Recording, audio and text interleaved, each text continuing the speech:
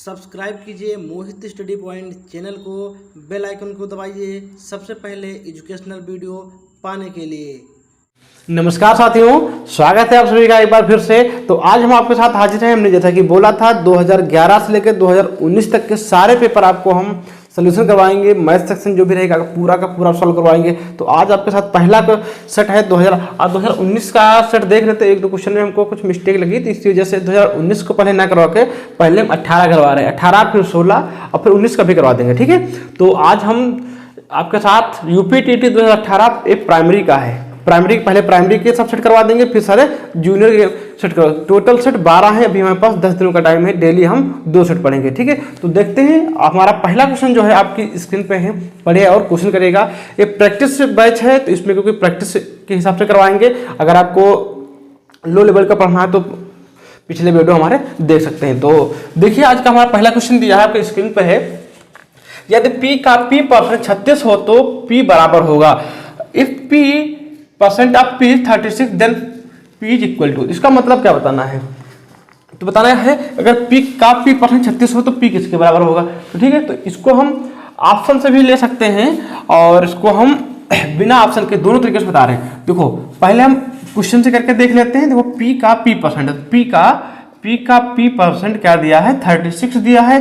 तो P into P upon 100 equal to. आपको लग रहा होगा कि बहुत बड़ा करवा रहे हैं, ऐसा नहीं है। कुछ सभी लोग जानते हैं हम एक बार में इसको कर सकते थे।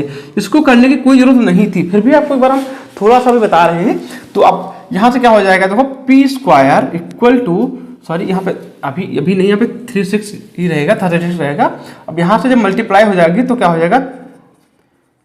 तो P equal to under root 3600, तो P इक्वल टू हमारा आ जाएगा 60। तो हमारा राइट आंसर क्या हो गया? देखो 60 हो गया। अगर इसको हम ऑप्शन से करना होता देखो ऑप्शन से भी कर सकते थे।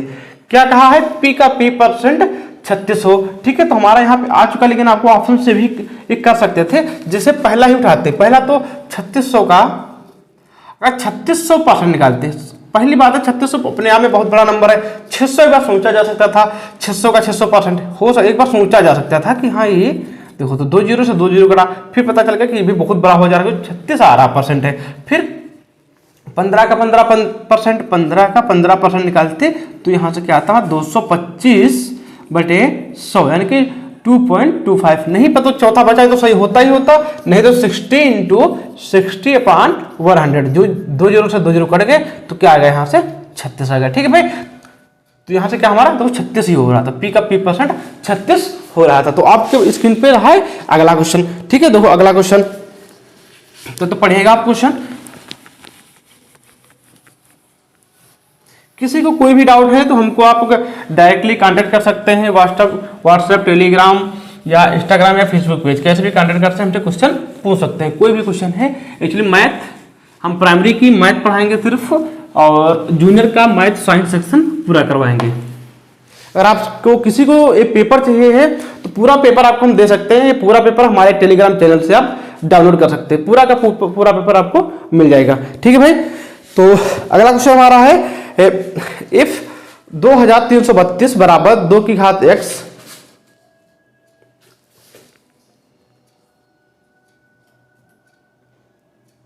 क्वेश्चन है 2352 बराबर 2 की पावर x इंटू 3 की पावर y इंटू 7 की पावर z, ठीक है भाई। तो उस क्वेश्चन आपको स्क्रीन पर दिख रहा होगा, हमको नीचे ही देख करके लिखना पड़ रहा है। तो यहाँ से 3 की पावर y, तो यहाँ से पूछा क्या है? x plus y plus z क्या होगा। अगर ये दिया है तो पूछा है x plus y plus z. ये PDF आप हमारे टेलीग्राम चैनल और वीडियो के डिस्क्रिप्शन से भी डाउनलोड कर सकते हैं, ठीक है। तो इसको हम क्या करते हैं, तो इसको जानते हैं। तो इसको घातांक होता है, तो सबसे पहले क्या करते हैं, जब यहाँ पे नीचे वाली वैल्यू जो सेम होती है, ठीक है, तो उसको हम कंपेरिजन कर लेते हैं। तो सबसे पहले इसको हम क्या करेंगे? फैक्टर करेंगे। 2 3 5 2 के फैक्टर करेंगे। तो सबसे पहले देखो 2 से 2 1 1 7 6 2 5 8 8 2 2 9 4 2 1 4 7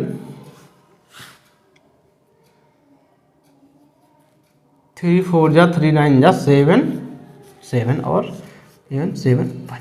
ठीक है, इस तरीके से फैक्टर कर लेंगे तो इसको हम क्या ले सकते हैं, 2 इंटू 2 इंटू 2 इंटू कितनी बार है, 4 है, तो उसको 2 की पावर 4 इंटू 3 की पावर 1 इंटू 7 की पावर 2 इक्वल टू 2 की पावर x इंटू 3 की पावर y इंटू 7 की पावर z ले सकते हैं। अब यहाँ से हम कंपेरिजन कर लेंगे, दोनों तरफ क्या कर लेंगे, हम कंपेरिजन कर लेंगे। तो 2 की पावर x से 2 की पावर 4 का करेंगे तो यहाँ से x इक्वल टू 4 आ जाएगा और y इक्वल टू 1 हो जाएगा, z इक्वल टू 2 हो जाएगा।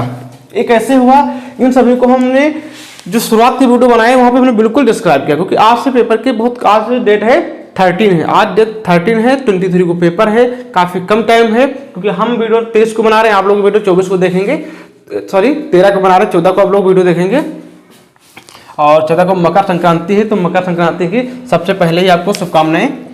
तो 4 1 2, तो क्या करना है, जोड़ देना है, 4 1 5 2 7, इसका आंसर क्या हो जाएगा, 7 हो जाएगा। क्या करना था इनको, देखो x plus y plus z बताना था, तो 4 प्लस 1 प्लस 2 क्या हो गया, 7। ठीक है भाई, बिल्कुल सही जवाब है। और नेक्स्ट क्वेश्चन हमारा है 100 के समभाजकों की संख्या क्या होगी, 100 के समभाजकों की संख्या क्या होगी, the number of even divisions of 100। 100 के समभाजकों की संख्या क्या होगी। देखो क्वेश्चन जिसके पास नहीं, अगर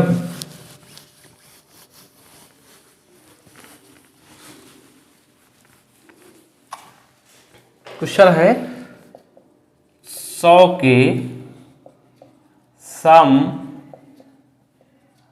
समभाजकों की संख्या क्या होगी, संख्या क्या होगी। तो ये हमारा क्वेश्चन है कि 100 के समभाजकों की संख्या क्या होगी, the numbers of even division of 100। तो इनकी इसका सीधा सीधा मतलब है कि 100 किन किन नंबर से कटेगा, फिर उसमें भी जोड़ दिया है कि वो कैसे होने चाहिए, इवन होने चाहिए। तो इवन होने चाहिए, तो यहाँ देखो छोटा सा क्वेश्चन है, जानते हैं 100 किससे कटेगा, देखो 2 से कटेगा, 4 से कटता है, 10 से कटता है, 20 से कटता है और ये 50 से कटता है। तो 2 4 10 20 50, ये कितने नंबर टोटल हो गए हमारे, 5 नंबर हो गए सम, इसके सम भाजक। ठीक है, भाजक का मतलब होता है डिवीजन, मतलब इस किस नंबर से काटा जाए ये पूरा पूरा कट जाएगा। ठीक है भाई, अगला क्वेश्चन हमारा है 3 की घात 1989। क्वेश्चन हम लिख देते हैं, वैसे आप लोग पीडीएफ भी देख सकते हैं।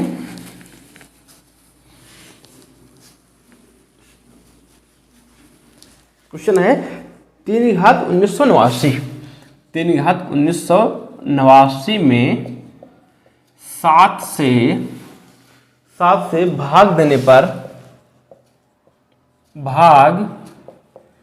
देने पर शेषफल क्या होगा, शेषफल क्या होगा। आप वीडियो स्किप कर सकते हैं, आगे हैं, क्योंकि हम क्वेश्चन थोड़ा लिखना पड़ रहा है। तो इस क्वेश्चन को देखो, देखते हैं कि इसके सम। ठीक है भाई, तो क्या है कि 3 की घात 1989। अब इस क्वेश्चन को समझेंगे, देखो कैसे करना है। ये थोड़ा सा क्वेश्चन बड़ा है, इसमें टाइम लग सकता है, तो कैसे देखो करते हैं, कोई नंबर कैसे कोई करता है। देखो तो 3 की घात 1989 दिया है, तो सबसे पहले हमको ये पता होना चाहिए किसका डिवीजन करते हैं तो कितने नंबर के बाद वो दोहराता है। तो इसका तो 7 का हमको पता है, तो ऑलरेडी पता है कि कितनी बार दोहराता है, 4 की बार दोहराता है। तो ये क्या होता है, 3 का जो होता है ये कैसे, तो हम क्या करते हैं 3 पावर 6 इंटू 3 3 1। ये देखो कैसे हमको पता चला, इसको हम डिवाइड कर दिए, फिर प्लस का 3। तो यहाँ पे ये तो पूरा पूरा डिवाइड हो जाएगा। ठीक है, ये तो पूरा पूरा डिवाइड हो जाएगा, हमारे पास बचेगा क्या यहाँ से, तो 3 की पावर 3 बचेगा। इतना क्या हो रहा है, पूरी तरीके से ये डिवाइड हो जा रहा है। ये अगर डिवाइड हो जा रहा है तो बचा क्या है, 3 की पावर 3। इसको डिवाइड करके देख लेते हैं, ये कितना आता है हमारा, 27 आता है। 27 को जब 6 से डिवाइड करते हैं तो 6 से देखो 27 को डिवाइड करते हैं, सॉरी 7 से करते हैं जब इसको हम, तो 21, यहाँ से बचता हमारा 6, तो शेष क्या बचता है यहाँ से हमारा 6 शेष बचता है। और इसको डिवाइड करने वाला शेषफल क्या बचेगा, इन नंबर सिस्टम के वीडियो में हमने पूरा पढ़ा रखा है, वहाँ से आप पूरी तरीके से इसको देख सकते हैं। आप भी समझते हैं कि प्रैक्टिस वाइज से अगर इसको मैं बहुत ज़्यादा डीपली बताएंगे तो काफ़ी ज़्यादा टाइम हो जाएगा, काफ़ी कम टाइम है, ठीक है। तो अगर किसी को कोई दिक्कत रहती है हमको कमेंट जरूर करिएगा, कमेंट जरूर करना किसी को अगर किसी क्वेश्चन में समझने में दिक्कत है, ठीक है। तो आगे देखते हैं। देखो अगला क्वेश्चन हमारा है कि एक बहुभुज के अंतःकोणों का योगफल 2160 है, तो बहुभुज की भुजाओं की संख्या क्या होगी। तो सबसे पहले तो हमको एक फार्मूला याद होना चाहिए कि जो ये भुजाओं की संख्या वाला होता है, कि भुजाओं की संख्या का फार्मूला क्या होता है, कितनी भुजाएं होती हैं। तो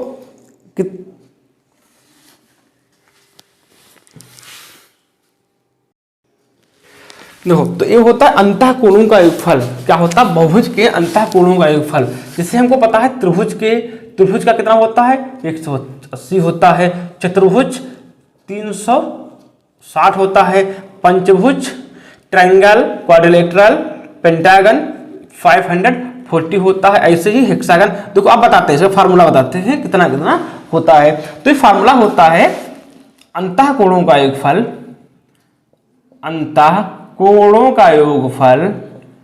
कोणों का योगफल sum of internal angle equal to 180 n - 2, जहां n क्या है, n है भुजाओं की संख्या, जहां पर n क्या है भुजाओं की संख्या है। इसको यहां से हम याद रखेंगे, इस फार्मूले को याद रखेंगे।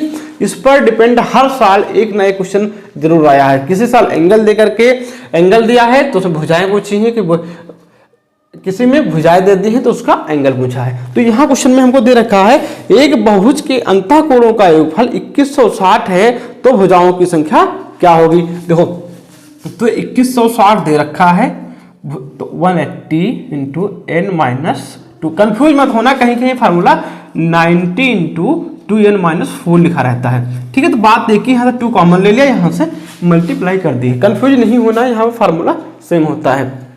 सम of internal angle of a polygon, तो 2160, तो क्या करेंगे, यहाँ से 0 से 0 कट जाएगा, ये 216/18 इक्वल टू n - 2। यहाँ से 6 3 6 जा 3 7 जा 3 3 2 जा, ठीक है। और फिर कट जाएगा ये 12 equal to n - 2, n equal to 12 + 2, n बराबर 14, यानी कि 14 भुजाएं क्या उसमें क्या होंगी, पॉलीगन में कितनी भुजाएं होंगी, 14 भुजाएं होंगी, ठीक है। तो छोटा सा क्वेश्चन इस पर देख लेते हैं। देखो हमको पता है, जो अभी तक पढ़ते आ रहे हैं कि त्रिभुज के सभी अंतःकोणों का योगफल 180 अंश होता है। तो त्रिभुज के सभी कोणों का योगफल 180 अंश होता है। तो कैसे 180 अंश होता है, देखो बताते हैं। देखो हमने बताया कि त्रिभुज के तीनों कोणों का योगफल 180 अंश होता। कितनी भुजाएं हैं त्रिभुज में, 3 फार्मूले रख देते हैं। 180 3 - 1 180 इंटू 1 इक्वल टू 180 डिग्री। आप कहते आ रहे हैं चतुर्भुज चाहे आयत हो, चाहे वर्ग हो, चाहे कुछ भी हो, तो जैसे चतुर्भुज में कितनी होती भुजाएं, 4, तो यहाँ फार्मूला रख देंगे 180 4 - 2, 180 × 2 बराबर 360, ठीक है भाई। तो यहां से पता चल गया कैसे कितनी भुजाएं होती हैं। अब यहां से जितना भी पूछे वहां से हम निकाल सकते हैं। भुजाएं दे करके कोणों का योगफल पूछ सकता है, या कोणों का योगफल दे करके भुजाएं पूछ सकता है, उसमें कितनी भुजाएं रही होंगी, ठीक है। अब देखते हैं अगला क्वेश्चन।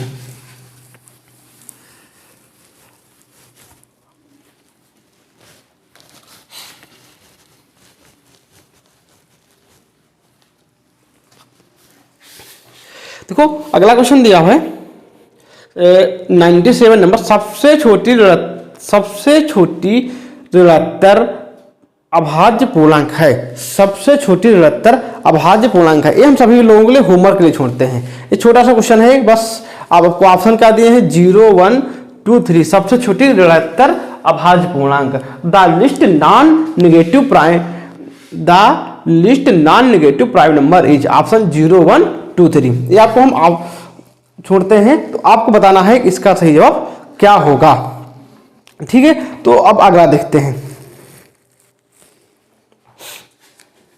देखो अगला क्वेश्चन हमारा है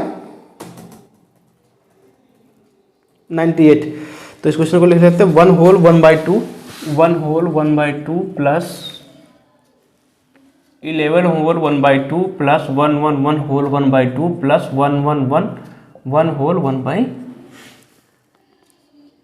एक किसके बराबर होगा, तो इसकी वैल्यू क्या होगी, इसकी वैल्यू पूछी है। तो देखो ऐसे क्वेश्चन देखो हम एक छोटा सा बताते हैं। जो ये लिखा होता है 1 होल 1/2, इसको दो तरीके से ले सकते हैं, या तो इसको 2 1 जा 2 1 3/2 ले सकते हैं, या इसको 1 + 1/2 ले सकते हैं।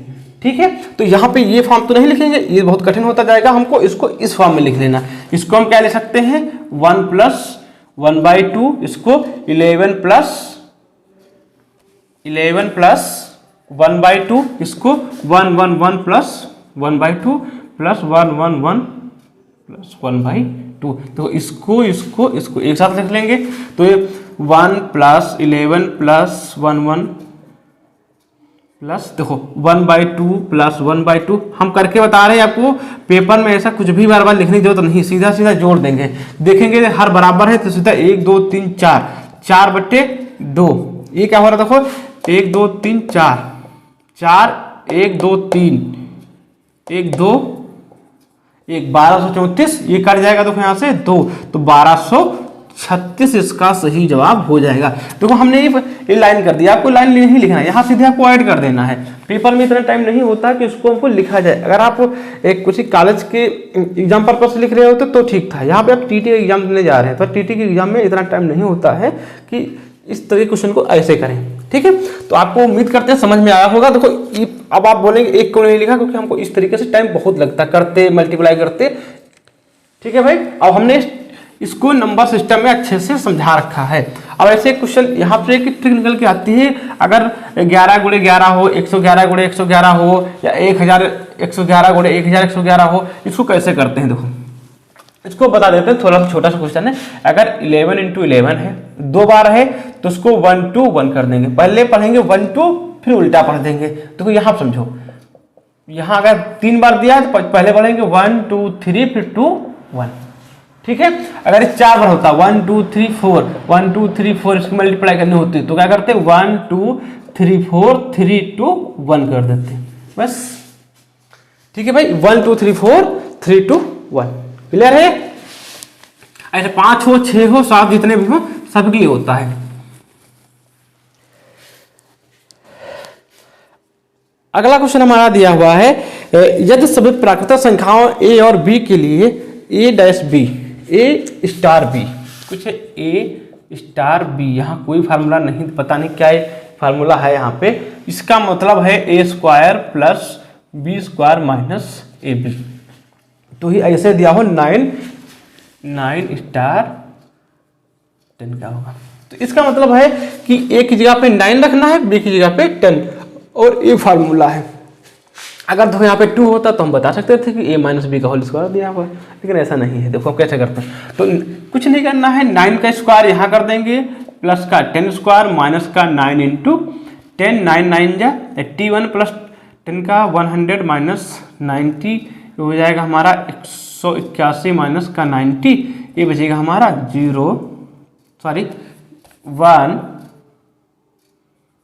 91 हमारा ऑप्शन को मैच कर रहा है। जी हाँ, ऑप्शन नंबर सेकंड मैच कर रहा है। Option number second is the right answer.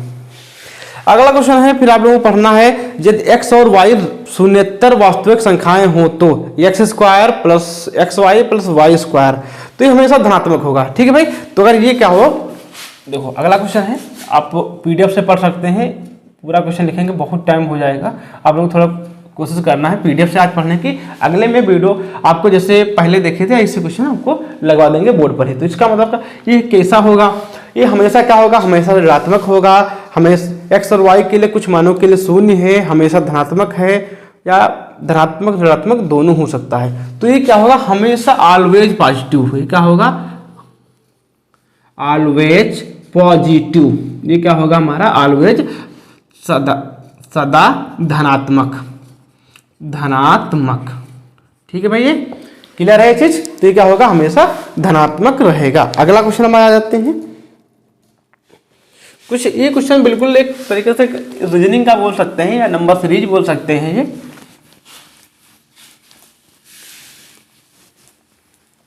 इसको हम बना लेते हैं।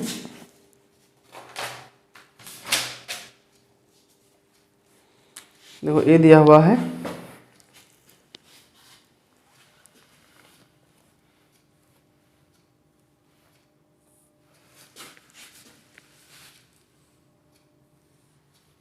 एक,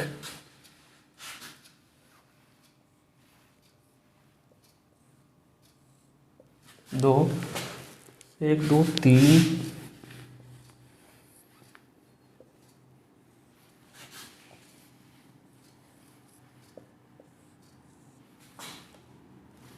ठीक है। तो इसमें लिखा है 3, 7, 1, 4, 6, 2, 5, 4, 2, 5, 4, 3, 1,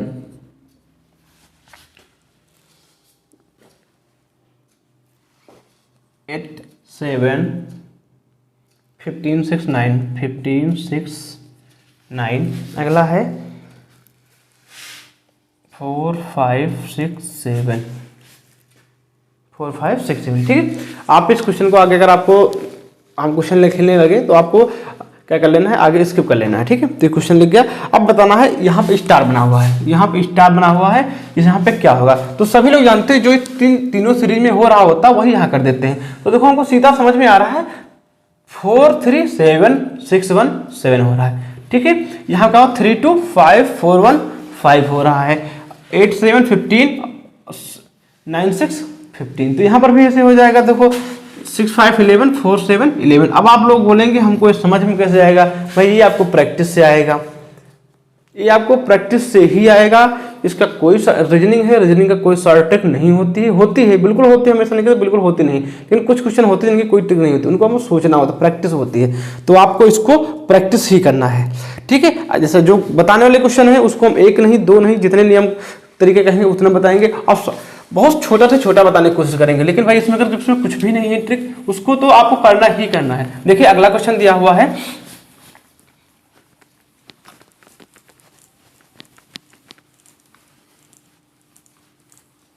देखो अगला क्वेश्चन है a की power b equal to 1 to 5, a की power b equal to 1 to 5। तो पूछ क्या लिया है, b की पावर a की वैल्यू क्या होगी। सभी को पता है, इसको क्या करते हैं, इसी फॉर्म में हम लिख लेंगे। a की पावर b इक्वल टू, देखो ये क्या होता है, 5 × 5 × 5 होता है। लेकिन 5 कितनी बार आया, 3 बार आया, तो क्या कर देते हैं 5 की पावर 3। इसका मतलब क्या, comparison equal to 5, b equal to 3। Actually में होता नहीं है, क्या करते हैं इसकी हम कंपेरिजन कर लेते हैं। तो हम a की पावर 5 था, यानी कि 5 की पावर 3 था, या 3 की पावर क्या हो जाएगा, 5 हो जाएगा। तो 3 × 3 × 3 × 3 × 3 कर देना। 3 3 9, 9 3 27, 27 3 81, 81 3 243। इसका सही जवाब हो जाएगा हमारा 243।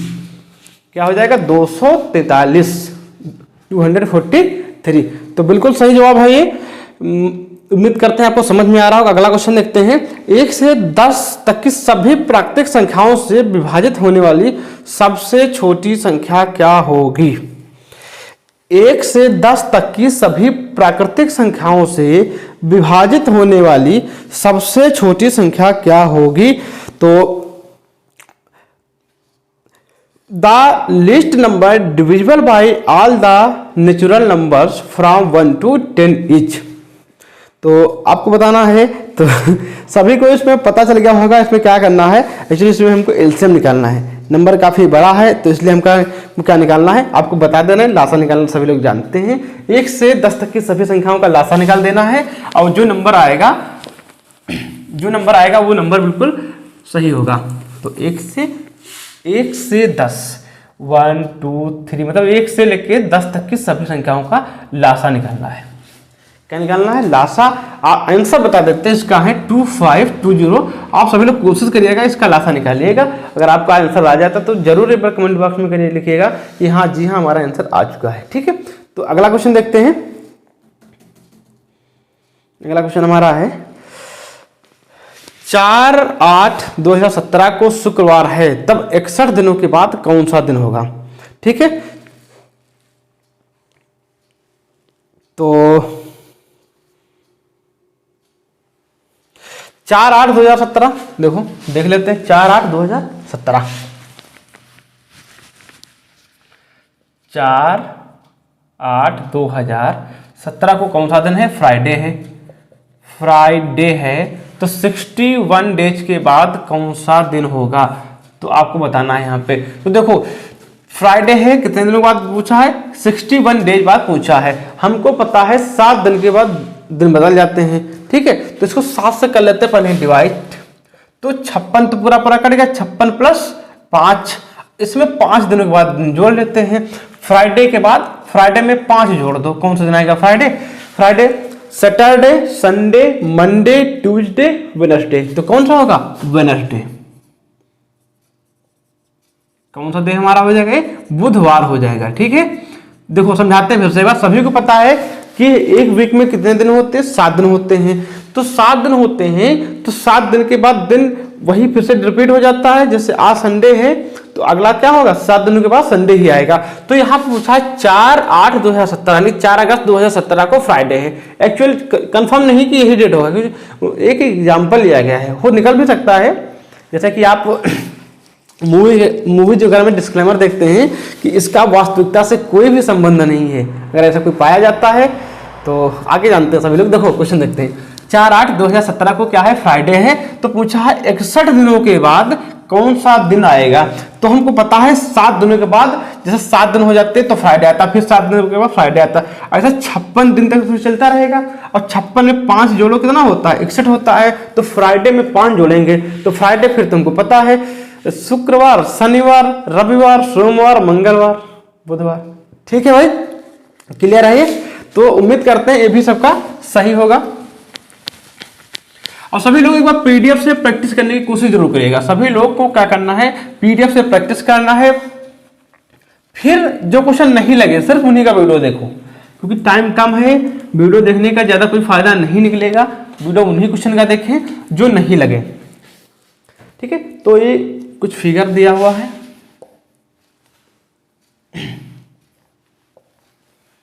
इसमें क्या दिया हुआ है? A B parallel to C D. A B C D, हमने पैरेलल लाइन को भी पढ़ाया है अच्छे से। एक अंतर कोण कौन सा होता है? बाह्य अंतर कोण, बाह्य कोण, कब जेड बनता है? आपने बोला जेड। ठीक है, तो एक ऐसे एंगल कब बनते हैं? तो इसमें पूछा क्या है? एक्स और वाई की वैल्यू पूछी है। ये 110 है, और क्या दे रखा है? यहाँ पे 120 दे रखा है, 120 दे रखा है। और यहाँ पे ये पूछा है वाई की वैल्यू क्या होगी। यहाँ से पूछा है यहाँ पे x डिग्री की वैल्यू क्या होगी।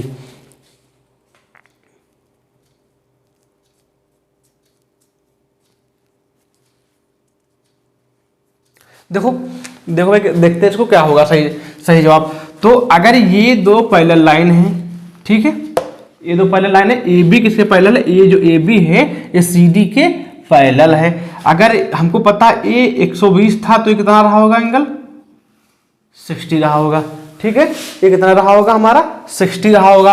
अब हम थोड़ी देर के लिए मान लेते हैं कि सिर्फ एक ही लाइन है। देखो समझाने के लिए सिर्फ मानते हैं थोड़ी देर के लिए एक ही लाइन है। तो यहाँ पे देखते हैं, समझना है हमको। यहाँ पे ये इस तरीके से, देखो इस तरीके से यहाँ से ये बनना है एंगल हमारा। देखो यहाँ पे इस तरीके से एंगल बन रहा है। ये पैरेलल लाइन है, उसको तिर्यक रेखा कट कर रही है। तो ये एंगल इस एंगल के बराबर होता है। क्या होते हैं? एकांतर कोण होते हैं, अल्टरनेट एंगल होते हैं। इनको क्या बोलते हैं? अल्टरनेट। यहाँ पे देखो क्या बनना, वही जेड।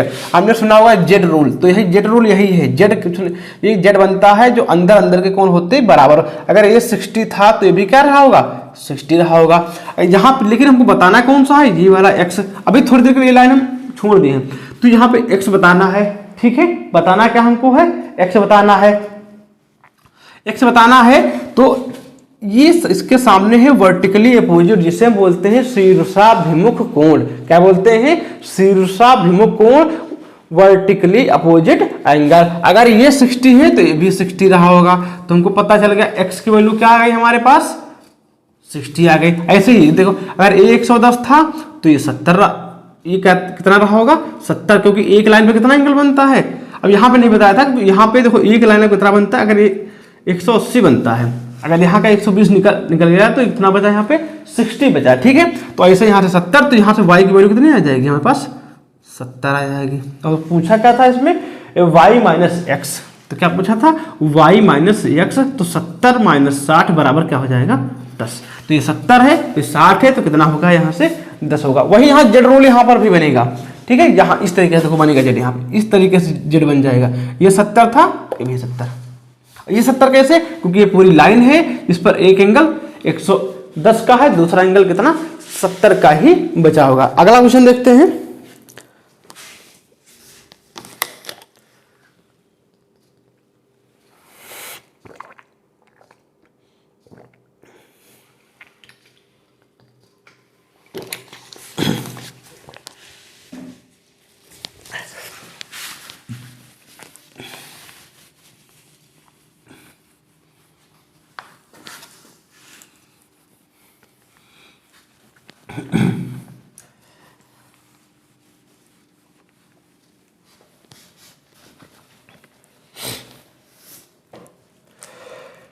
तो देखो दिया है क्वेश्चन, यदि किसी दुकानदार को एक वस्तु को 390 रुपए पर बेचने पर 20% का लाभ होता है, तो वस्तु का क्रय मूल्य क्या है।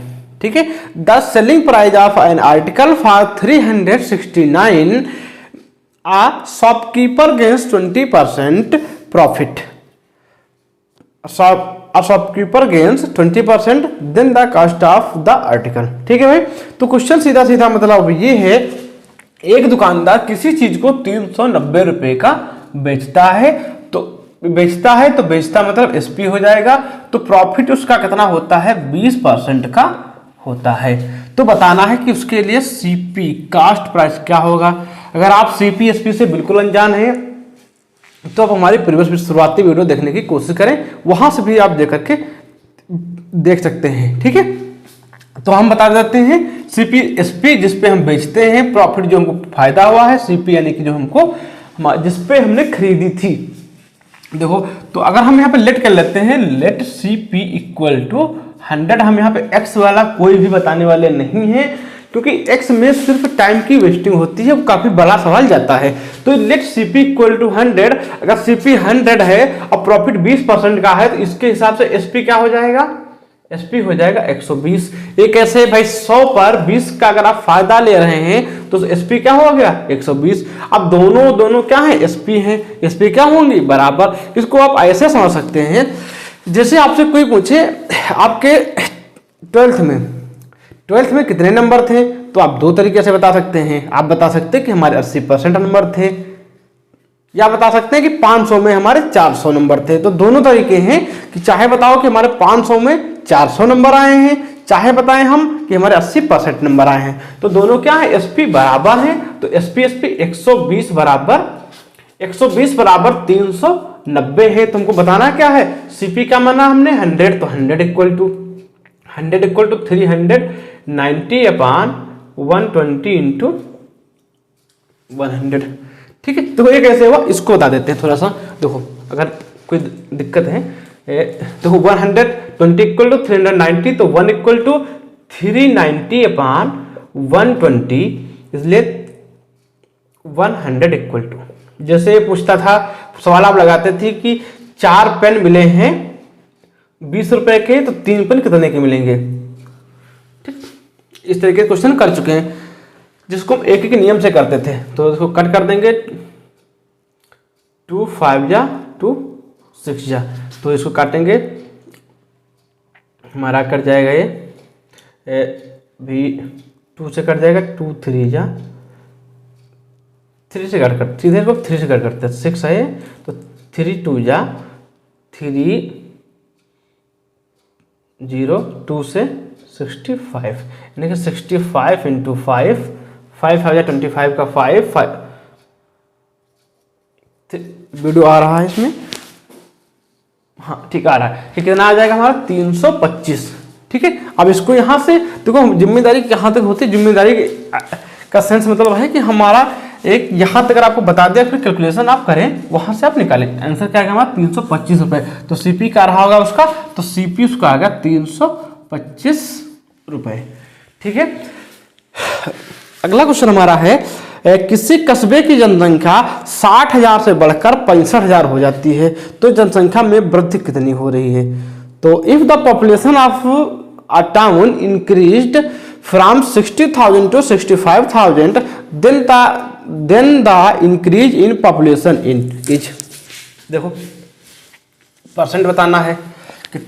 तो कोई क्वेश्चन बिल्कुल वैसे है कि 60,000 रुपये का एक साल में साधारण ब्याज की दर से 65,000 हो गया, तो एक साल में हुआ तो उसकी दर क्या होगी। बिल्कुल सेम उसी तरीके से करते हैं इस क्वेश्चन को हम। S I equal to P R T कह सकते हैं इसको। देखो 60,000 थी, 65,000 हो गई, कितनी बढ़ी है 5,000। ठीक है, कहां से बढ़ी है 60,000 से बढ़ी है, तो कितना परसेंट बढ़ी, बस सीधा सीधा। देखो इसको हम उसे कंपेरिजन कर सकते हैं। देखो S I equal to P R T upon 100। अगर आप S I equal to P R T से 100 से अनजान है तो प्लीज आप हमारे शुरुआती वीडियो देख सकते हैं, वहां तो बिल्कुल देख सकते हैं। तो पी क्या होता है, जैसे ये जिसको बोलते हैं प्रिंसिपल मूलधन बोलते हैं। तो जैसे मूलधन मतलब 60,000 थी वहां पे, ठीक। रेट हमको पता ही नहीं है कितनी हो गई, टाइम पता है कि एक साल है, ये तो 100 है। अब एसआई का मतलब होता था 60,000 से अगर आप 65,000 आपको रुपए मिल रहे हैं तो ब्याज कितना हो रहा है 5,000, तो यहाँ पे 5,000। ठीक है, बस वही हमने अपान 1 क्रॉस मल्टीप्लाई इसको सॉल्व। तो 1 का मतलब कुछ नहीं, इसका मतलब ऊपर जाएगा, ये नीचे आएगा। तो ये वही हमने देखो लिख दिया 5,000 इंटू 100 अपान 60,000। ठीक है, इसको सॉल्व करेंगे। यहाँ से हमारा देखो 1 2 3 4 1 2 3 4 इकट्ठा, तो हमारा आ गया 50/6। इसको लिख सकते हैं 25/3।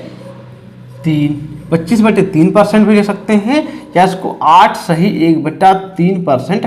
ये भी हमने बहुत अच्छे से समझाया है शुरुआती वीडियोज में, ये हमने अच्छे से समझाया। आप देख सकते हैं कैसे परसेंट हो, 8 सही 1/3% इज द राइट आंसर। ठीक है भाई, क्लियर हुआ। अगला क्वेश्चन हमारा आ जाता है वर्क एंड टाइम से। 40 व्यक्ति 30 दिन में 200 किलो चावल खाते हैं, 30 व्यक्ति 500 किलो चावल कितने दिन में खाएंगे। तो M1 D1 upon W1 equal to M2 D2 upon W2।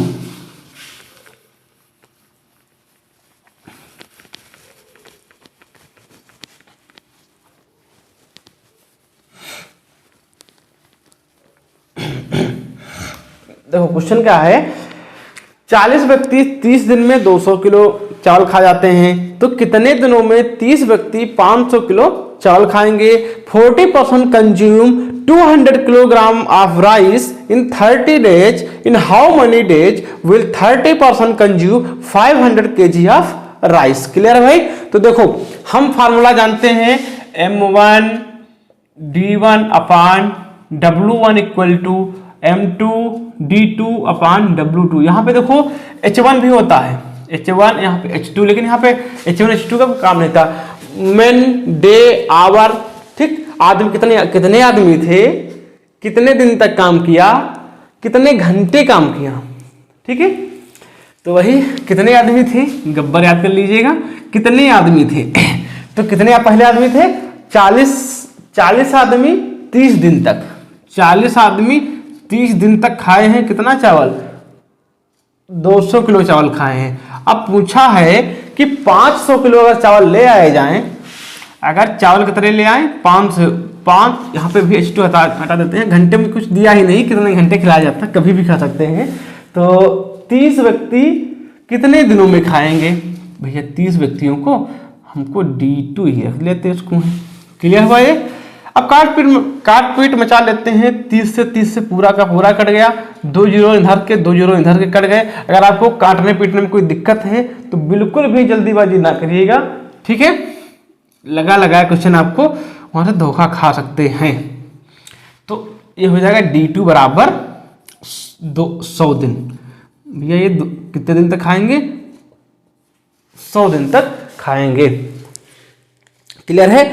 अगला क्वेश्चन है, एक समचतुर्भुज के विकर्णों की लंबाइयां 16 सेंटीमीटर तथा 12 सेंटीमीटर हैं, समचतुर्भुज की भुजा क्या होगी।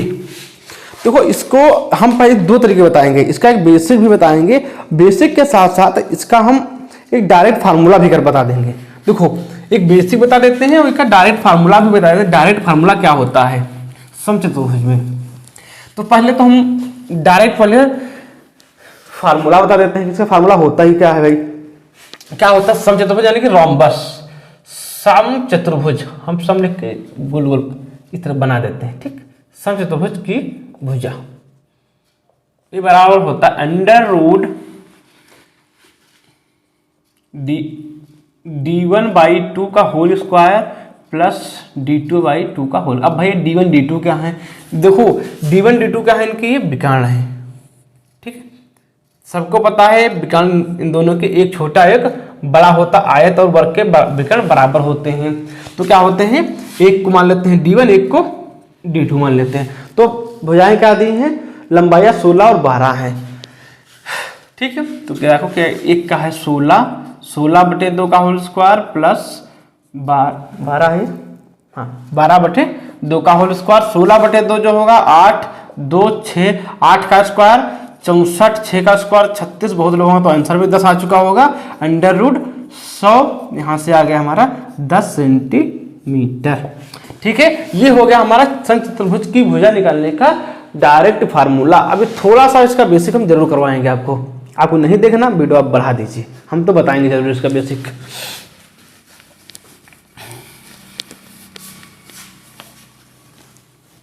देखो तो समचतुर्भुज को समझते हैं, रोम्बस ये क्या होता है, कुछ एक ऐसा होता है। अब आप समझ लीजिए ऐसा होता है कि जैसे ये स्क्वायर शेप में है, इसका इनके दोनों कोना पकड़ खींच लो, बस इस तरह बन जाता है। आयत को खींचो तो समानांतर चतुर्भुज यानी कि रेक्टेंगल को खींचो तो पैरेललोग्राम बन जाता है, और स्क्वायर को दोनों को आमने सामने कोने पकड़ खींच लो तो रोम्बस बन जाता है, बिगड़ा हुआ रूप बोल सकते हैं इसको, ठीक है। तो अगर मान लो ये क्या होता है हमको, लेकिन इसमें ये दोनों लोग इनके जो विकर्ण काटते हैं एक बहुत अच्छा काम करते हैं। क्या करते हैं, ये एक दूसरे को 90 डिग्री पे काटते होंगे। बस अब तो समझ गए सब लोग, क्या, क्योंकि अगर 90 डिग्री पे काटते हैं तो पाइथागोरस की थ्योरम यहाँ से हम लगा सकते हैं।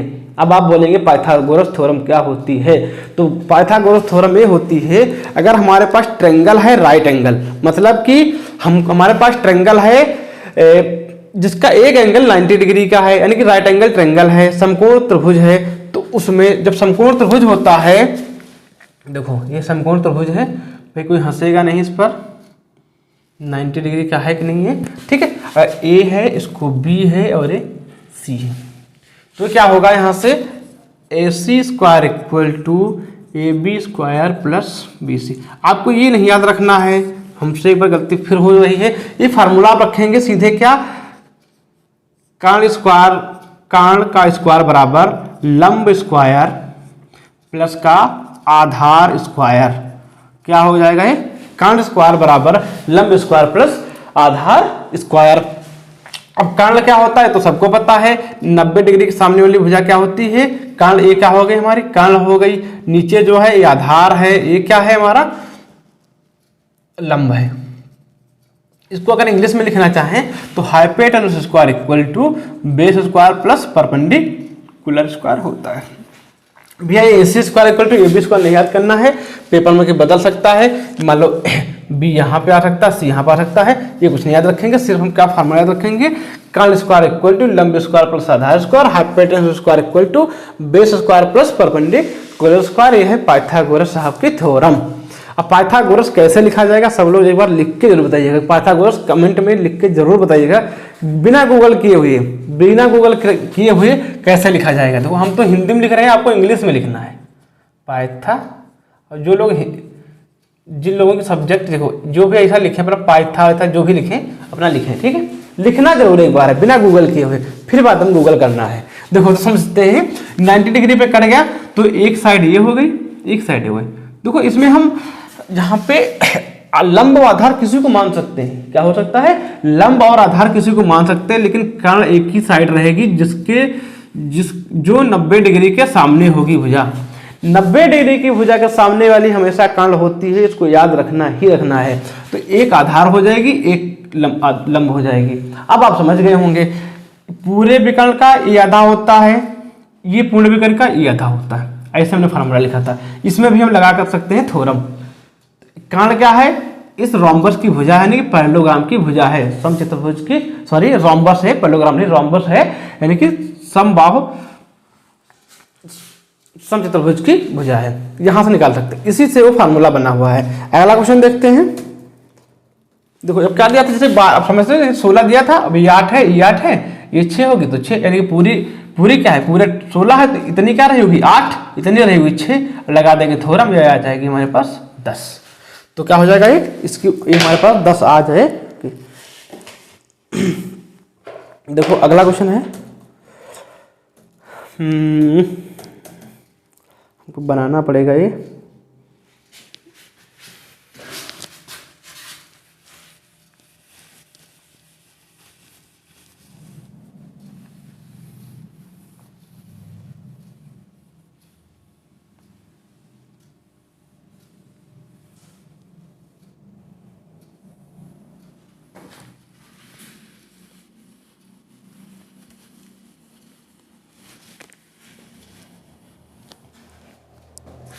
ठीक है, देखो एक सर्कल दिया हुआ है, संलग्न चित्र में रेखा PAQ वृत्त को बिंदु A पर स्पर्श करती है। ABCD एक चक्रीय चतुर्भुज है, तो बताना है एंगल CAQ की वैल्यू क्या होगी। तो इसको थोड़ा हम बना लेते हैं पहले हैं, देखो फिगर,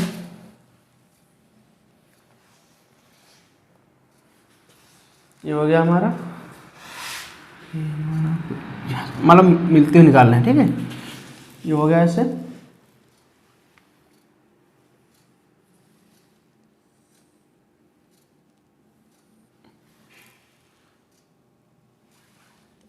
ABCD,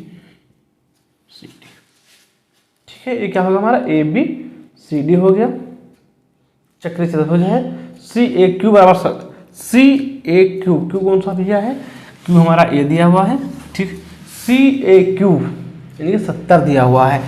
CAQ यानी पूरा का पूरा एंगल CAQ बराबर दिया हुआ है 70 डिग्री। तो पूछा क्या हमसे, एंगल ABC, हमने पूछा एंगल ABC, इस एंगल को पूछा है। थोड़ा सा मार्कर चेंज कर लेते हैं, फिर अगला क्वेश्चन करवाते हैं।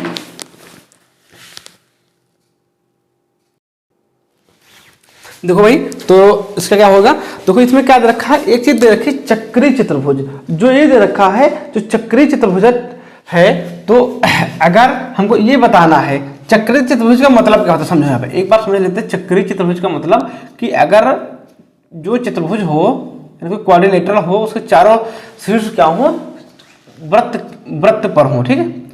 तो अगर ये वाला एंगल मान लो कहते 50 है, तो ये भी क्या होगा, ये 50 ही होगा। कहता कि तो क्या होगा, 50-50 इक्वल होंगे। तो देखो ये 70 है, ठीक है, अगर ये 70 है तो ये हमारा क्या हो जाएगा, हमारा ये हमारा CAQ हमारा ये 70 डिग्री दिया है, दिया गया है CAQ बराबर 70 डिग्री। तो क्या हो जाएगा हमारा ADC हमारा क्या हो जाएगा, ADC हमारा हो जाएगा ये वाला एंगल इस वाला एंगल के इक्वल होगा, ठीक है। यहां पे एक चीज और दे रखी है, PAQ वृत्त को A पर स्पर्श करता है, मतलब क्या दिया हुआ, ये जो एक क्या है कि स्पर्श रेखा भी है, क्या है कि स्पर्श रेखा है। तो आप सभी लोग जानते हैं स्पर्श रेखा के साथ एंगल, स्पर्श रेखा के साथ एंगल वाली प्रॉपर्टी सभी लोग जानते हैं। तो देखो 70 दे रखा है, दे रखा 70, तो हमारा ये हो जाएगा 110, ये 110 हो जाएगा। सामने वाला एंगल भी क्या हो जाएगा हमारा 110, क्योंकि चक्रीय चतुर्भुज के आमने सामने के एंगल क्या होते हैं, बराबर होते हैं, ठीक है। अगर आपको किसी भी पॉइंट पे दिक्कत है तो आप कमेंट में जरूर करेगा, हम सभी लोग कमेंट पढ़ते जरूर हैं और जवाब जरूर देंगे आपका। अब अगला क्वेश्चन देखेंगे कि 8 पेन का, ये तो बहुत आसान क्वेश्चन अगला है, 8 पेन का क्रय मूल्य 6 पेन के विक्रय मूल्य के बराबर है, तो लाभ बताइए। सीधी सी बात, इसको एक लाइन में आप निपटा सकते हैं, एक्स वगैरह XYZ कुछ भी नहीं मानेंगे हम, डायरेक्ट एक लाइन में करेंगे इसको। बस इस क्वेश्चन में क्या था, चक्रीय चतुर्भुज के आमने सामने के कोण क्या होते हैं, बराबर होते हैं। बस एक ही थ्योरम इसके लिए काफी है। देखो क्या दिया हुआ है, 8 CP equal to 6 SP। 8 pen का क्रय मूल्य 6 पेन के विक्रय मूल्य के बराबर है। If the cost price of the 8 pen is same as the selling price of the 6 pen then the gain percentage. कहने का मतलब है जितना 8 का CP है उतना ही 6 का SP। तो यानी कि यहाँ पे उल्टा हो जाता है, ये हो जाता, यानी कि CP यहाँ से 6 हो गया, SP यहाँ से क्या हो गया, 8 हो गया। तो सीधी सी बात समझ पा रहे हैं, प्रॉफिट कितना हो रहा है, यहाँ से 6 का खरीदा, 8 का बेचा, प्रॉफिट हो गया 2 का प्रॉफिट कहाँ से होगा, तो जानते हैं प्रॉफिट परसेंट क्या होता है, CP profit upon CP into 100। तो 2 का प्रॉफिट 6 से कितना, 100, 2 से कटा 3, 100 बटे 3, 33 सही 1/3% हो जाता है इसका सही जवाब। क्लियर है भाई, ये भी आपको उम्मीद करते हैं बिल्कुल सही समझ में आया होगा। अगला क्वेश्चन देखो, देखते हैं कि कौन सी परमेय संख्या 3/5 और 4/5 के मध्य नहीं आती है। Which of the following rational number does not lie between 3/5 and 4/5। तो इसको देखो अपना अच्छे से ऑप्शन से करेंगे। देखो इसको क्या करेंगे, ऑप्शन से करेंगे। तो देखो ऑप्शन से करेंगे, बहुत आसान से होगा, तो ऑप्शन से ही किया ही जाएगा, क्वेश्चन से बहुत बड़ा हो जाएगा, टाइम फालतू में वेस्ट हो जाएगा। 3/5 4/5, देखो क्या है 3/5 और 4/5। तो ऑप्शन देखो नोट कर देते हैं। पहला है 19/30, दूसरा है 2/3 7/10, अगला ऑप्शन हमारा है 16/30 16/30। देखो तो क्या कर लें, दोनों पहले हम तो क्या करें, हम दोनों में क्या करें, हर बराबर कर ले। देखो ऊपर नीचे 6 से मल्टीप्लाई कर देंगे, देखो तो क्या हो जाएगा, तो ऊपर हो जाएगा 18, यहाँ हो जाएगा 24। तो 18/30 और 24/30, यानी कि कौन कौन सी आ जाएगी, 19/30 आ जाएगी। तो 16/30 नहीं है, क्या है 16/30 क्या है, इसके बाहर है। तो हमारा सही जवाब क्या हो जाएगा, 16/30 इसका सही जवाब हो जाएगा। इसके बीच अगला नंबर को चेक करना ही नहीं पड़ा, चेक करेंगे तो ये बराबर आ जाएंगे। इन दोनों का इसको 3 से मल्टीप्लाई, इसको 5 से मल्टीप्लाई करेंगे तो इन दोनों के हर बराबर हो जाएंगे। फिर 10 करना है, इसको 2 से मल्टीप्लाई करेंगे। अब देख सकते हैं ऐसे, ठीक है। तो हमको आंसर मिल गया, तो आगे बढ़ने की हमको जरूरत नहीं है। अगर आंसर नहीं मिला होता तो आगे हम बढ़ते। अगला क्वेश्चन दिया हुआ है, हम एक त्रिभुज की रचना नहीं कर सकते यदि हमें क्या दिया, 2 कोण 1 भुजा दिया हो, कर सकते हैं। केवल 3 भुजाएं दी हो, कर सकते हैं। केवल 3 कोण दिए हो, हाँ केवल 3 कोण दिए हो तो हम किसी भी त्रिभुज की रचना नहीं कर सकते। 3 भुजाएं दी हो कर सकते हैं, 2 भुजा उनके मध्य का कोण दिया हो कर सकते हैं, या आपकी फिर 2 कोण 1 भुजा दे रखी हो, यानी कि 3 भुजा दी होंगी तो हम क्या कर सकते हैं, यानी 3 साइड दी होंगी तो हम ट्रायंगल बना सकते हैं। अगर 3 एंगल दिए हैं तो हम बिल्कुल भी उसको नहीं बना सकते हैं, ठीक है। तो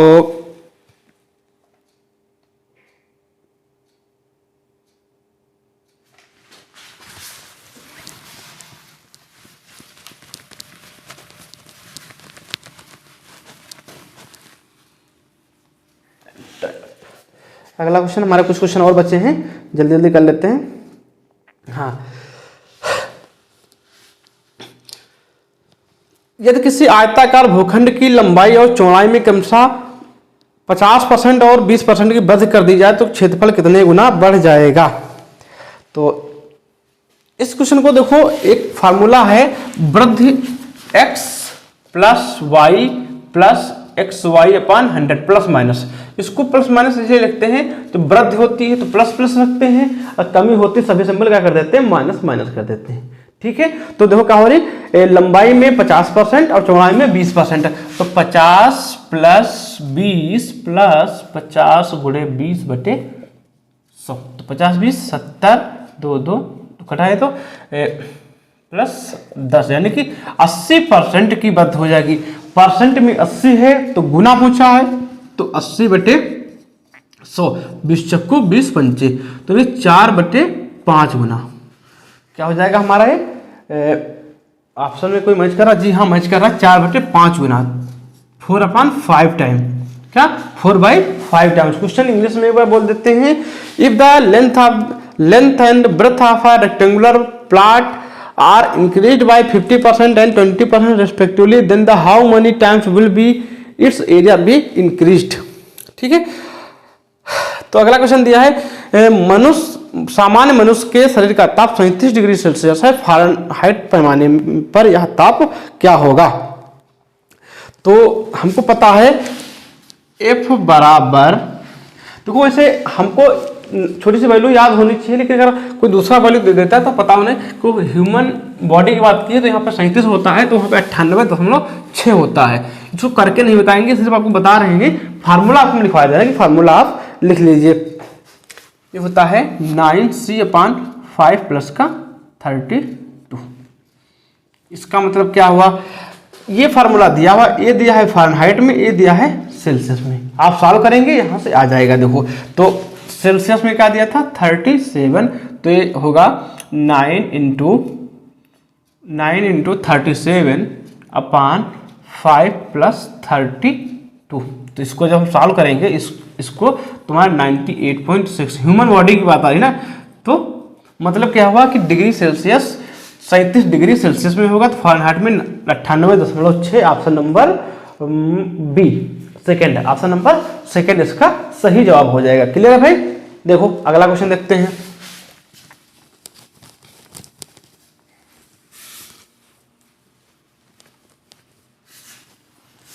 देखो क्वेश्चन दिया है 1 square plus 2 square plus 9 square. हाँ एक और बता देते हैं, यहाँ पे अगर आ जाता कि सेल्सियस फ़ारेनहाइट का था, सेल्सियस आ जाता सेल्सियस और केल्विन, सेल्सियस और केल्विन का आ जाता है, तो के बराबर 273 प्लस सी होता है। एग्जैक्ट वैल्यू पूछ रहे हैं तो के बराबर 273.15 प्लस सी होता है। जैसे देखो डिग्री सेल्सियस लिखा जाता है, सही है, डिग्री फ़ारेनहाइट लिखा जाता है, सही है। ऐसे केल्विन को डिग्री नहीं लिखते, सिर्फ केल्विन लिखते हैं। ठीक है, अब ये 3 आपको पता है जिनसे ताप मापा जाता है, 3 पता है। चौथा क्या होती, चौथी यूनिट भी एक होती है, आपने नहीं सुनी होगी। बहुत लोग 99% लोग बता रहे हैं आपको, यही पहली बार सुन रहे होंगे कि कोई चौथी भी होती। हाँ होती है, जिसको डिग्री आर से लिखते। अब इसका नाम क्या होता है, सभी को इसका नाम कमेंट बॉक्स में जरूर बताना है। कि गूगल करेगा, गूगल पर सर्च करेगा तो बोलने से सब कुछ होता है। तो वहां पर पूछेंगे तो चौथी यूनिट क्या होती है, ताप की। ठीक है, जरूर बताइएगा क्या होती है।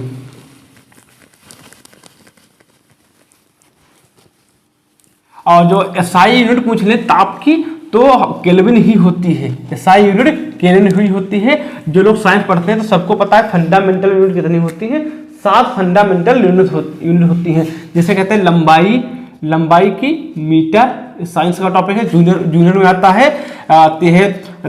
धारा यानी विद्युत धारा, तो एम्पियर। ठीक है, पूछ ले लंबाई धारा यानी कि मास मास को कहते हैं द्रव्यमान। तो द्रव्यमान क्या हो जाता है, 1 किलोग्राम। ठीक है, जैसे ज्योतिता करवा देंगे। जैसे ऐसा आता समय, ठीक है, समय आता समय का होता है केल्विन। क्या होता है, केल्विन। ठीक है, ये होता है समय का केल्विन। देखो 1 square plus 2 square, 1 square plus 2 square plus 3 square plus dot dot dot dot कितना कहाँ तक दिया है, 9 स्क्वायर प्लस 9 स्क्वायर बराबर 2 8 5, हाँ 2 8 5। तो पूछा है 0.11 का स्क्वायर प्लस 0.22 का स्क्वायर प्लस डॉट डॉट, आपको यही पूछा होगा आई थिंक 0.99 का स्क्वायर।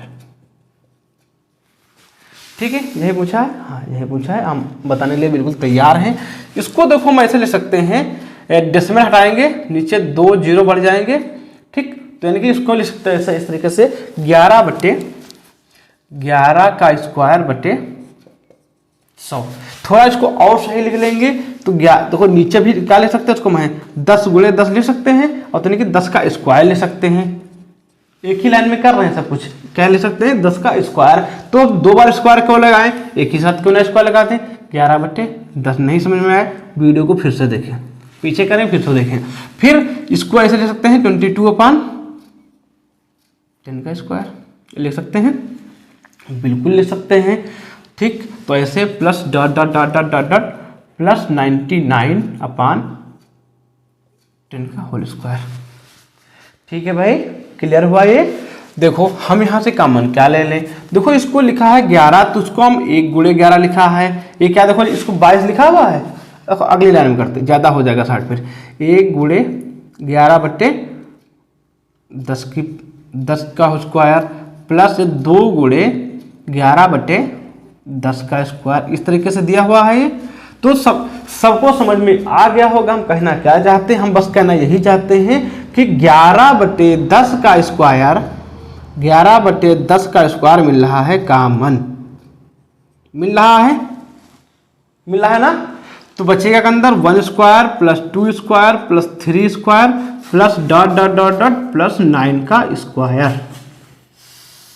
आगे तो अब सब लोग समझ ही गए होंगे। अब हम आगे करना हमको क्या है, करना हमको बस यही है कि इसकी वैल्यू यहाँ पे देखो दे रखी है 285 होती है, 285 होती है, तो होती नहीं है, पता नहीं होती नहीं होती, पता नहीं हो सकती है, गलत नहीं दिया होगा, मैथ है इसमें हमको पूरा विश्वास है। 121/100 इंटू ये आज इसका वैल्यू दिया है 285। ये देखो हम तो इसको कैलकुलेटर से कर ले रहे हैं सॉल्व, आपको सॉल्व करना है नहीं। Option number C 3.4485। ठीक, तो ये हो जाएगा 3.4485, इसका सही जवाब ऑप्शन नंबर सी हो जाएगा। ठीक है, उम्मीद करते हैं आपको ये भी समझ में आया होगा। उम्मीद का इसमें तो कुछ ज़्यादा कुछ खास कठिन था भी नहीं। तो आगे क्वेश्चन कुछ और बचे हुए क्वेश्चन हैं।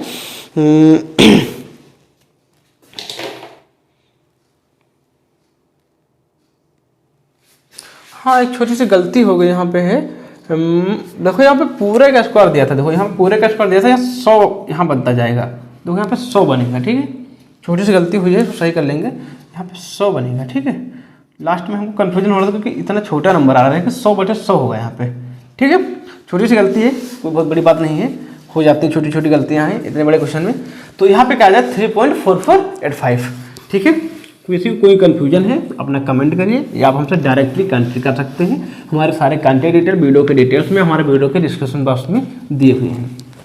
टेलीग्राम, व्हाट्सएप, फेसबुक, इंस्टाग्राम, कहीं से भी हमसे कॉन्टैक्ट करके क्वेश्चन पूछ सकते हैं, ओनली फॉर क्वेश्चंस। ठीक है, नेक्स्ट क्वेश्चन है, यदि किसी साधारण ब्याज पर 10 वर्षों में राशि 2 गुनी हो जाती है, कितने वर्षों में यह 3 गुनी हो जाएगी। इसको हम 2 तरीके से करवाएंगे। एक तो हमारा 2 वर्षों में यह राशि, एक राशि साधारण ब्याज पर 10 वर्षों में 2 गुनी और कितने वर्षों में 3 गुनी हो जाएगी। तो एक तो इसका बेसिक, दूसरा इसका शॉर्ट मेथड। देखो क्या कहा, एक साधारण ब्याज की 10 वर्षों में 2 गुनी, समझो 10 वर्षों में 2 गुनी हो जाती है, तो कितने वर्षों में यह 3 गुनी हो जाएगी, 3 गुनी हो जाएगी। तो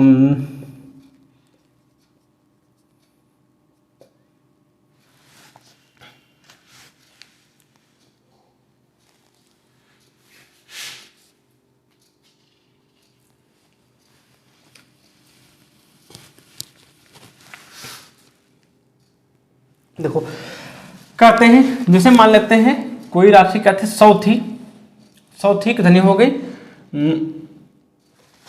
देखो एक राशि 10 वर्षों में 2 गुनी हो गई। अब 10 वर्षों लगे इसको 2 गुना होने में लगे, तो यहाँ से नीचे निकालेंगे। देखो कितना, 10 वर्षों में 2 गुनी हुई, यानी कि 200 हो जाएगी 200। ठीक है, तो यानी कि इसको ये प्रिंसिपल है हमारा, ये अमाउंट है, ये हमारा टाइम है। अब हम इसमें रेट निकाल लें, यहाँ से देखो क्या होगा रेट हमारा, तो जानते हैं, तो इसको निकालेंगे। SI हमारा क्या आ जाएगा 100, तो SI इक्वल टू PRT/100। देखो अब कंफ्यूजन हुआ होगा, जैसे 100 थी 200 हो गए, कितने सालों में, 10 सालों में। तो इस 100 पर 100 रुपये बढ़े तो 100 क्या होगा, हमारा ब्याज हो गया, जिसे बोलते हैं साधारण ब्याज। यानी कि साधारण ब्याज लग रहा है आपको, कोई कठिन बात यहाँ पे नहीं है। तो 100 बराबर क्या हम निकालेंगे, यहाँ से R निकालेंगे, 100 × आर हमको नहीं पता है, टाइम कितना था 2 साल का था बटे 100 से 100 कटा और 2 से ये 50, आर बराबर कितना आ गया हमारा यहाँ से 50 आ गया, आर 50 आ गया। अब क्या है देखो 100 से हो जा रही है 300, रेट दिया है कितना 50%, रेट कितना दिया है 50% दिया है, ठीक है, रेट 50% दिया है तो उसमें टाइम कितना लगेगा, बस यहाँ पे देखो 300 हो गई, कितना एक्स्ट्रा हुई 200 रुपये बढ़े तो होगा साधारण ब्याज, एसआई बराबर PRT into 100 into rate 50% into time नहीं पता निकालना ही इंटू 0 से 0 कट गया, ठीक है। तो कुछ गलती हो गई है यहाँ पे,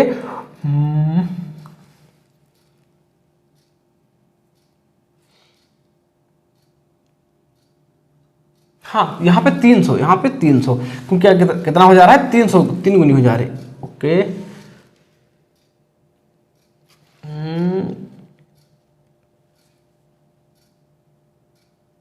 नहीं नहीं नहीं नहीं नहीं नहीं 100 ही थी, 100 ही थी, ठीक ठीक ठीक, सही है सही है। तो यहाँ से 0 से 0 कटा, टी बराबर 200/50, कुछ गलती आ रही हमसे है, टी बराबर 4 साल, कुछ गलती हुई, देखते हैं हम यहाँ से क्या गलती हुई है, 1 मिनट। हाँ गलती मिल गई, गलती यहाँ से क्या थी 2 साल नहीं, यहाँ से 10 साल थे, ठीक है, साल कितने थे यहाँ से 10 थे, ठीक है भाई 10 थे, तो यहाँ से 50 ना करके यहाँ से हमारे कितना आएगा 10% आएगा, ठीक, कितना आएगा 10% आएगा, छोटी सी गलती थी लेकिन छोटी गलती बहुत बड़ा कुछ कर सकती है। तो रेट कितनी हमारी है 10% है, तो यहाँ से भी हमारी कितनी होगी 10% होगी, यहाँ से भी हमारा क्या होगा, आगे देखो सॉल्व कर लेते हैं, तो 0 से 0 ये 2 कट गए, ये 0 से 0 कट गया, टाइम बराबर कितना आ गया हमारे पास 20 साल आ गया। अब इसका शॉर्ट तरीका क्या करने का है, तो आप लोग पूछ रहे हो कि शॉर्ट क्या होगा, इसको क्या करते हैं मैं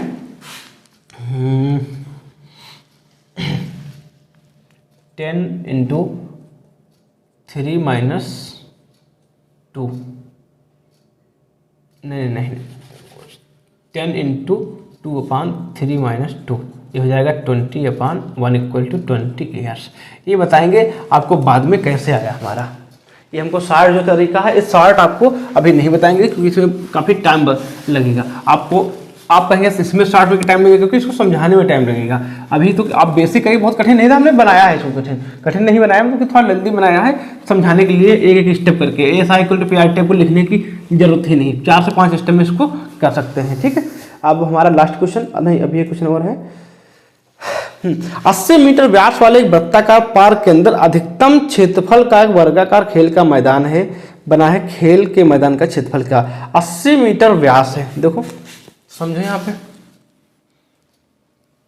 अच्छा ओ सॉरी, पहले हमको व्यास दिया है उसके अंदर वर्गाकार मैदान है, पहले तो दिया है कि एक, ठीक है, इसका व्यास दिया हुआ है, हम समझेंगे तो क्या होगा, इसका व्यास दिया है, व्यास दिया है तो अधिकतम 80 मीटर व्यास वाले एक वृत्ताकार पार्क के अंदर अधिकतम क्षेत्रफल का एक वृत्ताकार खेल का मैदान है, तो खेल के मैदान का क्षेत्रफल क्या होगा, तो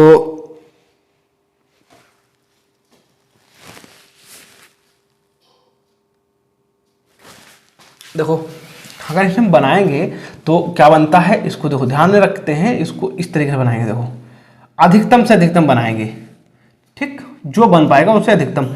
अब थोड़ी देर समझने के लिए क्या करेंगे, इस हम व्यास को हटा देते हैं थोड़ी देर के लिए, हटा दिया, देखो तो क्या बना, यहाँ से अगर यहाँ मिलाएंगे तो होगा क्या, वो एक व्यास ही होगा, क्या होगा, वो व्यास होगा, तो जो इसका व्यास होगा, जो इसका व्यास होगा वो उसका क्या हो जाएगा, विकर्ण हो जाएगा, क्या हो जाएगा हमारा, विकर्ण हो जाएगा। इसका व्यास, किसका, वृत्त का व्यास वर्ग का विकर्ण हो जाएगा। अब हमको वर्ग का क्षेत्रफल निकालने के 2 तरीका पता है, अगर भुजा पता है तो भुजा स्क्वायर कर देते हैं, अगर विकर्ण पता है तो विकर्ण स्क्वायर अपॉन 2 कर देते हैं। देखो देखो वर्ग का क्षेत्रफल, वर्ग का क्षेत्रफल क्या होता है, सबसे पहला फार्मूला भुजा स्क्वायर यानी कि साइड स्क्वायर, काफी लोगों ने ए स्क्वायर पढ़ा होगा, दूसरा क्या होता है 1/2 विकर्ण स्क्वायर, दूसरा फार्मूला क्या हो गया हमारा विकर्ण स्क्वायर। तो यहाँ पे 80 × 80/2 यानी कि 6400 बटे 2 क्या हो जाएगा 3200, इसका राइट आंसर हो जाएगा। इस क्वेश्चन को समझेंगे क्या कहा था, फिर से समझेंगे। ये दिया हुआ है एक वृत्ताकार मैदान के अंदर अधिकतम भुजा का, अधिकतम यानी कि मतलब इस बड़े से बड़ा, तो जब बड़े से बड़ा बनाएंगे तो इसका जो विकर्ण होगा वो वृत्त के वो जो होगा वृत्त के डायगोनल यानी कि डायमीटर के इक्वल होगा, डायगोनल डायमीटर के इक्वल होगा। ठीक है, अगला क्वेश्चन दिया हुआ 240 अंकों के एक परीक्षा में किसी विद्यार्थी ने 52 अंक अर्जित किए, पाई आलेख में इसका कोण क्या होगा।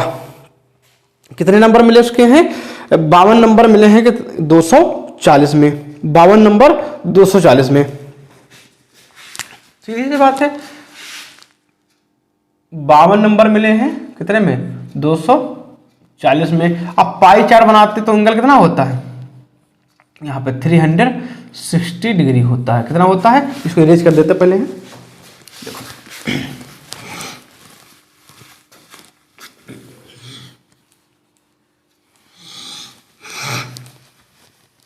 देखो इस तरीके से पाई आलेख बनाते हैं तो क्या होता है, एंगल कितना होता है 360 डिग्री होता है। कितना होता है 360 डिग्री होता है। अगर देखो तो हम देखेंगे 240 जो है, जो 240 है 360 का कितना हुआ, ठीक बराबर 52 नंबर मिला है। सॉल्व कर देंगे इसको, 12 2 24, 12 3 36, 3 2 से काटेंगे 26 कट जाएगा, तो यहाँ से हो जाएगा x बराबर 26 गुणे 3, x बराबर 78 डिग्री। ठीक है, इसमें कोई ऑप्शन मैच कर रहा है, जी हाँ ऑप्शन नंबर सेकंड मैच कर रहा है। तो दोस्तों जरूर बताइएगा आपको हमारा वीडियो कैसा लगा। अगर आपको कोई और क्वेश्चन आपको है और सीरीज अगर कोई और चीज़ें हैं जो अभी इसके जो 6 पेपर हैं 2011 से लेकर 2019 तक के प्राइमरी जूनियर दोनों करवाएंगे। तो 23 तारीख को पेपर है, 23 तारीख के पहले सारे क्वेश्चन हम करवा देंगे और कोशिश करेंगे अपनी तरफ से। पिछले साल जो हमने करवाया था क्वेश्चन उसमें से अक्सर ज़्यादा क्वेश्चन उसमें से मैच कर गए थे। एक क्वेश्चन तो हमको अभी याद है, उसकी डिजिट भी मैच कर गई थी, डिजिट मैच की थी, तो वो क्वेश्चन जूनियर में था, उसकी डिजिट मैच कर गई थी। इससे अच्छा कुछ भी नहीं हो सकता है अगर सेम डिजिट मैच कर जाएं। तो इसी के साथ मिलते हैं अगले वीडियो में, तब तक के लिए जय हिंद जय भारत। और जूनियर में हम आपको साइंस मैथ दोनों करवाएंगे। ठीक है भाई, और आपको हमारा वीडियो पसंद आया है तो अपने दोस्तों के साथ शेयर ज़रूर करें, और हमारे वीडियो से अगर हेल्प मिलती है तो चैनल को सब्सक्राइब जरूर करें। धन्यवाद।